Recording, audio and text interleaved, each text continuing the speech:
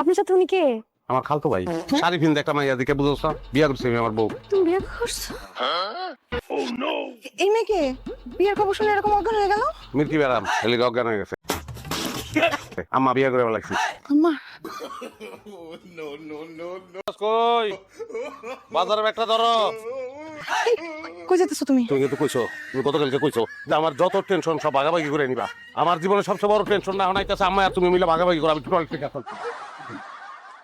নুপুরে গিয়েছে আবার ফিট খাইছে। এটা কেটা? তোমার পোলায় ওরে বিয়ে করছে।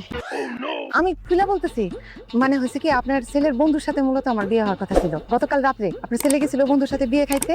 ওইখানে আমার গার্ডিয়ানের সাথে আপনার ছেলের বন্ধুর গার্ডিয়ানের মারপিট লেগে যায়। ওই মারপিটে ধাওয়া পাল্টা ধাওয়ায় সবাই দৌড়ায় পালায়, কিন্তু আপনার ছেলের তো পেটের সমস্যা, সে বেশি দূর দৌড়ায় পালাইতে পারে না। আমাদের পক্ষের লোকজন তারে ধরে ফেলায়, পরে ওই জোর করে আমার সাথে বিয়ে পড়ায়।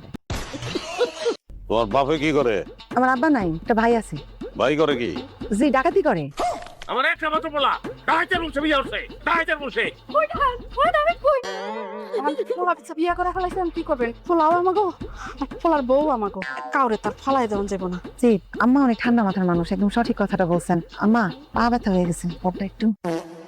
ওইদিকে কান্দিস না, কান্দরে কি হইলো? বাচ্চা ভাই আমাদের রেখে বিয়ে করে লাইছে, আর আপনি কইতেছেন কান্দনের কি হইলো? বিয়া করলে হইছে, সংসার করতে পারবো, সংসার করতে দিব আমি। আমি সুলতান ব্যাপারী থাকতে সংসার করতে পারবো না, এই বউ সারানো লাগবো। আপনি সুলতান ব্যাপারী থাকতেই বাচ্চা ভাই বিয়ে করতে, আর সংসার করতে পারবো না। আপনি আমার বুঝাই না, আমি বুঝবো।